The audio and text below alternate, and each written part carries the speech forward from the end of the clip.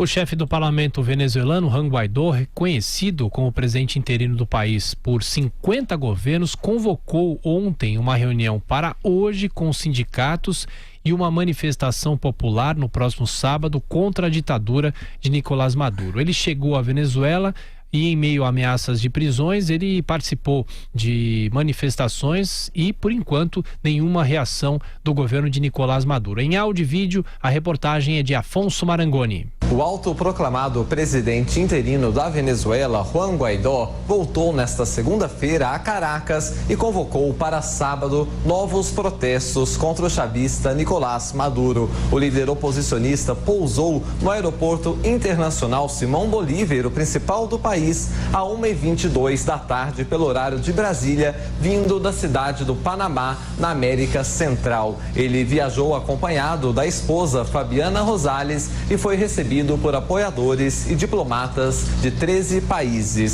Segundo Guaidó, ele não teve dificuldade de entrar na Venezuela e os funcionários da imigração o trataram como presidente. Do aeroporto, o autoproclamado presidente interino seguiu para uma praça na região central de Caracas, onde foi recebido por uma multidão de apoiadores. Falando aos militantes, Guaidó disse que ele e seus apoiadores estão mais fortes e unidos do que nunca.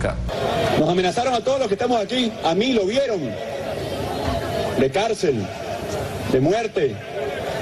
Y les digo algo, no ha sido a través de la persecución, no va a ser a través de la amenaza que nos van a detener. Aqui estamos mais fortes, unidos que nunca. Juan Guaidó também lembrou os conflitos na Venezuela no dia 23 de fevereiro, quando apoiadores de Maduro barraram a entrada de ajuda humanitária no país. Em relação às mortes de indígenas na cidade de Santa Helena de Uiarém, na fronteira com o Brasil, Guaidó classificou as pessoas que integram o governo de Maduro de assassinas.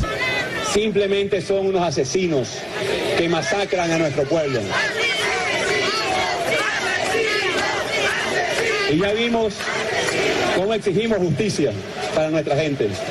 O autoproclamado presidente interino também defendeu o fim da impunidade, inclusive para integrantes de coletivos militares. Juan Guaidó voltou a Caracas após viajar 11 dias pela América do Sul, onde visitou países da região como Colômbia, Brasil, Paraguai, Argentina e Equador. Guaidó saiu da Venezuela contrariando uma determinação da Suprema Corte do país, que é controlada por Maduro, que o impedia de deixar a Venezuela. Na semana passada, o chavista disse que se Guaidó voltasse à Venezuela, teria que prestar contas à justiça. Logo após o retorno do líder oposicionista, a vice-presidente de Maduro, Delcy Rodrigues, disse que o governo está estudando as medidas mais adequadas em relação a Guaidó. Foi feita, né, professor, uma ameaça de prisão. Ele não foi preso até agora, não há informação. Isso talvez mostra a fraqueza do governo já de Maduro, né? Sim. Agora, o que chama atenção também, são vários fatores, mas um deles é como a elite chavista não está nem aí com a crise humanitária, continua gastando fortunas, carros de luxo, tanto na Venezuela como nos Estados Unidos, né? Eu estava vendo uma reportagem ontem sobre a filha do Chaves, como ela estava bem lá nos Estados Unidos, gastando fortunas, né? Então eles não estão nem aí com a tragédia humanitária, tal, assim, é uma coisa assim inacreditável.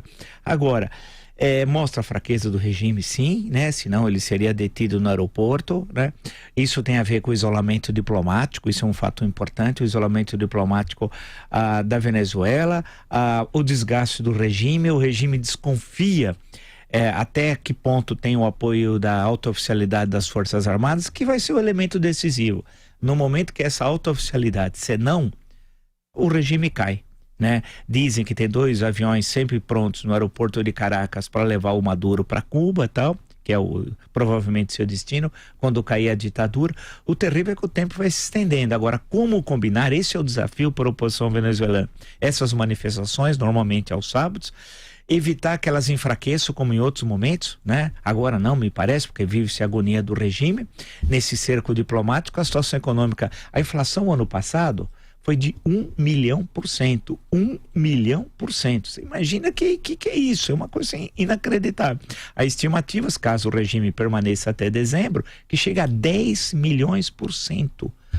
Olha, nesse ano de 2019. Então é uma situação caótica, vai ser necessário a Venezuela passar por um período de transição que não será curto, não é possível convocar, depois do final da ditadura, eleições imediatas, é necessário ter uma transição, inclusive até para efeito de registros eleitorais, né, para reestruturar o Estado. E isso que foi tocado na reportagem, a questão das milícias, como resolver a questão das milícias. São armamentos espalhados, segundo algumas fontes, por 1,5 milhão de venezuelanos. Como você vai recolher essas armas? Afinal, quem tem o monopólio da força é o Estado, não é assim? Né? Isso é uma questão básica tal. Então é necessário recolher esse armamento. E que não vai ser também tarefa fácil. Muitos certamente vão se destinar ao crime organizado durante venezuelano, durante esse período de transição. Portanto, é uma tarefa muito difícil. E a questão, e o grande dilema, como bem disse o Guaidó quando visitou o Brasil, em discurso em Brasília, o dilema na Venezuela não é essa questão que vem da Revolução Francesa, direita, centro-esquerda. Isso é bobagem. O dilema na Venezuela é entre democracia e ditadura.